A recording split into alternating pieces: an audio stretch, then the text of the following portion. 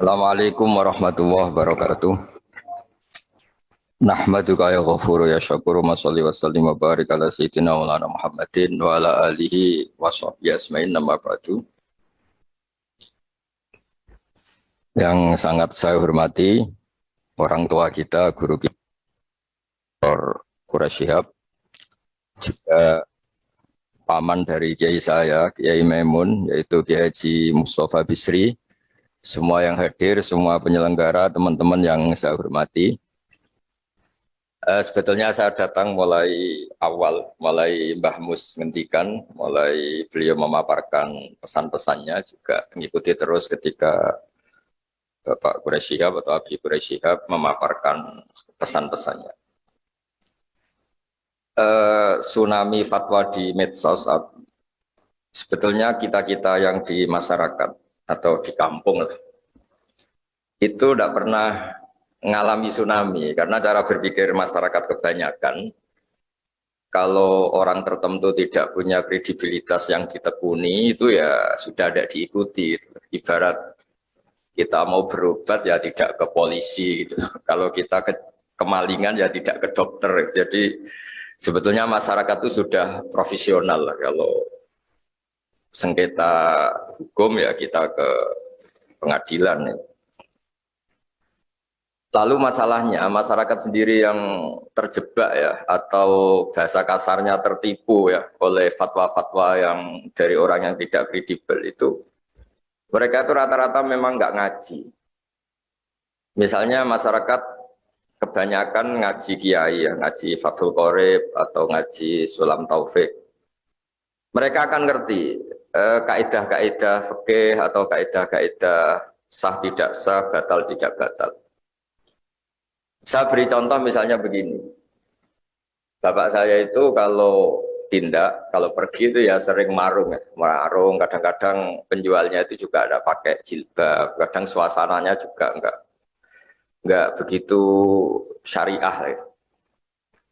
Tapi kata bapak saya, ketika seseorang menjual gedang goreng, pisang goreng, menjual makanan, menjual minuman, itu artinya mereka ingin dagang. Dan dagang itu halal ya.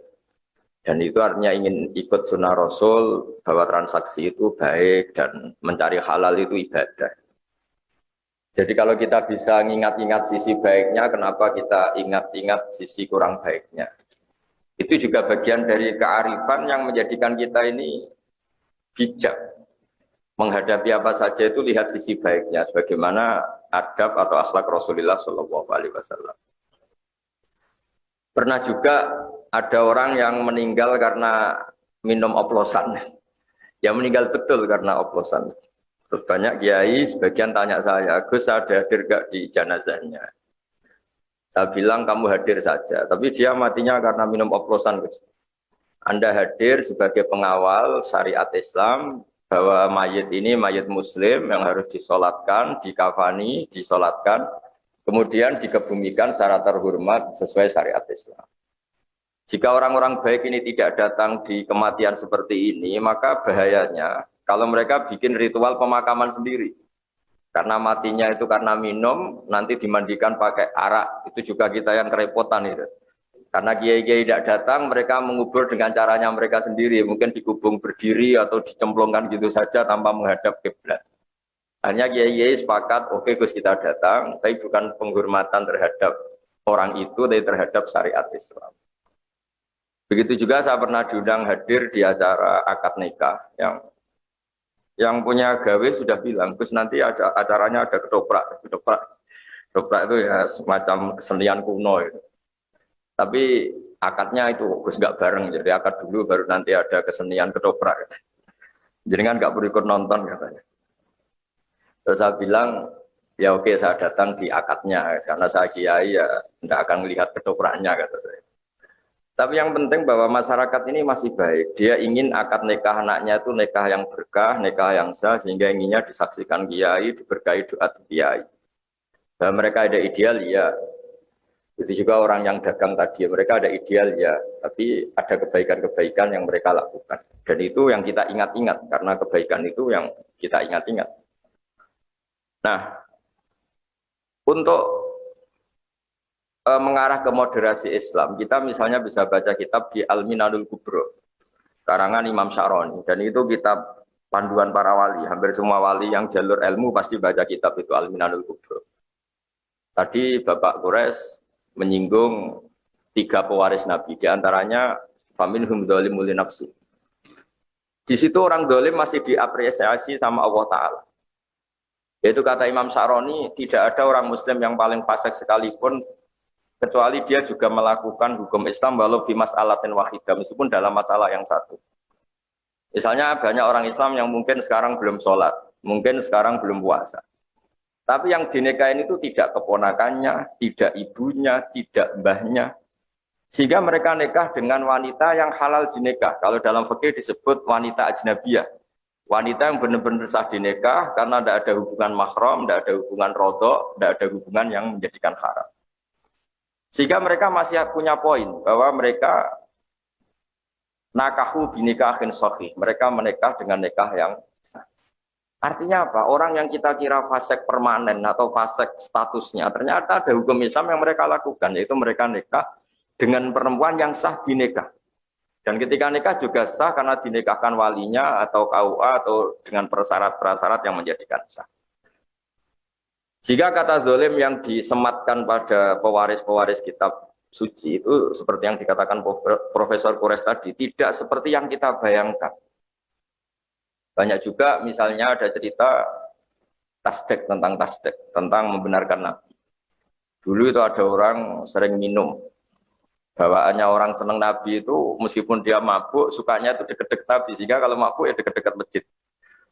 Setelah seringkali ditangkap oleh sahabat sama Nabi ya sebagai ajaran, sebagai sanksi, mereka dipukulin sama jari dunahli, ada yang disebutkan binial. Ya dipukulin pakai sandal, ya semoga sandal jepit bukan sandal kulit. Pokoknya walhasil itu saking seringnya melanggar di depan Nabi, kata para sahabat, kamu itu mal'un, kamu kena laknat. Tapi apa kata Rasulullah, tal'anuhu, kamu jangan melaknati dia. Fa'innahu yuhibbuha wa rasulah. Meskipun dia sering salah, tapi masih mencintai Allah dan Rasul. Artinya orang-orang sefasik ini pun kalau disuruh pindah agama juga gak mau. Disuruh ngidolakan selain Rasulullah juga gak mau. Disuruh jauh-jauh dari masjid ya nggak mau. Nah, sisi-sisi seperti ini yang dalam tradisi orang tua kita, guru-guru kita, tradisi Mbah Mus, tradisi Bapak Quraisy, tradisi orang-orang kita, itu menghormati sisi positif tadi disebut, meskipun disebut faminhum dzalimun li nafsi. Maka kata Imam Syaroni, tidak ada orang Muslim apapun fasiknya kecuali dia minal amilina li ilmihim. Dia termasuk yang mengamalkan ilmunya, yaitu disebut walau bi mas'alatin wahidah, meskipun dalam satu masalah. Dalam satu masalah misalnya tadi, ada orang Islam yang tidak sholat. Dia kalau ditanya, tidak sholat itu baik apa enggak? Ya dia jawab enggak baik. Kalau ketemu orang yang sholat ya hormat. Artinya dia nganggep institusi kesalian itu sholat. Dan dia salah karena tidak sholat.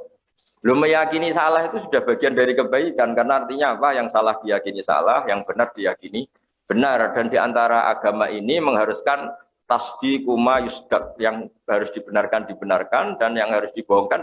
Kalau dia ditanya, kenapa kamu tidak sholat? Ya belum dapat hidayah, tapi saya hormat sama yang sholat. Paling tidak dia tasdiqu ijabi sholat, dia membenarkan kalau sholat itu wajib. Dan bahaya betul kalau dia meyakini kalau sholat itu tidak wajib. Itu yang ranah yang ekstrim, yang dianggap salah. Betul. Nah begitu seterusnya.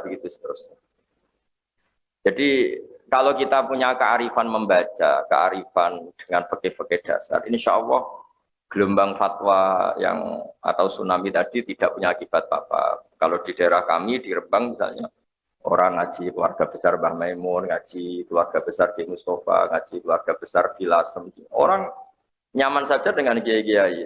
Dan mereka kalau baca medsos itu kayak hiburan. Malah kalau bapak saya dulu kalau dengerin orang-orang ceramah yang tidak berkompeten, tidak ahli, kata bapak itu kok tambah goblok kata bapak. Kalau dengarin ini kok tambah goblok kata bapak. Karena beliau hafal Quran dan beliau banyak baca sehingga ya dianggap hiburan saja.